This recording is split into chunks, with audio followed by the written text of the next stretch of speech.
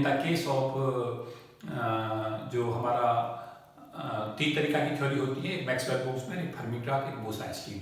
अगर ये फर्मी के लिए पूछा जाता है, फर्मी क्लार्क के लिए, तो यहाँ प्लस साइन लेंगे। अगर ये बोस-आइंस्टीन के लिए जैसे ऑक्यूपेशन इंडेक्स एफ की वैल्यू पूछता है, तो एफ की जो वैल्यू होती है वो 1 अपॉन ई की power E minus E F upon के की प्लस 1, ये रहेगी हमारा जो फॉर्मूला है प्लस 1 जो हमें लेना है। वो फॉर्मूला ये ऑक्यूपेशन इंडेक्स है, ये अप्लाई होता है बोस-आइंस्टीन में और सॉरी ये फर्मी क्लार्क में होगा, और ये हमारा माइनस वाला जो है ये रहता है हमारा बोस-आइंस्टीन में। और अगर हम ये +1 या -1 नहीं लेते तो तुरंत से हमारा जो रिजल्ट है वो किस में अप्रोच कर जाता है, एम्प्टी स्टैटिक्स में। तो फिर से ध्यान दें इस चीज़ के ऊपर, क्योंकि इसमें एक बार गलती हुई है। याद रखें कि बोस-आइंस्टीन स्टैटिक्स में जो यहाँ पे रहेगा वो बोस-आइंस्टीन के लिए वो माइनस रहेगा, फर्मी क्लार्क में यहाँ +1 रहेगा, और +1 और -1 अगर नहीं रहता तो एम्प्टी स्टैटिक्स में पहुंच जाते हैं, मैक्सवेल बोल्ट्जमैन स्टैटिक्स में। ये भी याद रखें कि एम्प्टी स्टैटिक्स जो होती है वो क्लासिकल मैकेनिक्स पर बेस होती है, और जो हमारी फर्मी-टाक और बोस-आइंस्टीन है वो जो एप्लीकेबल होती है वो क्वांटम मैकेनिक्स के कंसेप्ट हैं। साथ साथ ये याद रखें कि बोस-आइंस्टीन स्टैटिक्स जो होती है उस बोस-आइंस्टीन स्टैटिक्स तब एप्लीकेबल होती है जब स्पिन जो पार्टिकल की 0, 1 या इंटीजर मल्टीपल में होती है, और फर्मी-टाक स्टैटिक्स जब लगती है जब स्पिन जो हाफ इंटीजर मल्टीपल में होती है, हाफ 3/2 एंड सो ऑन।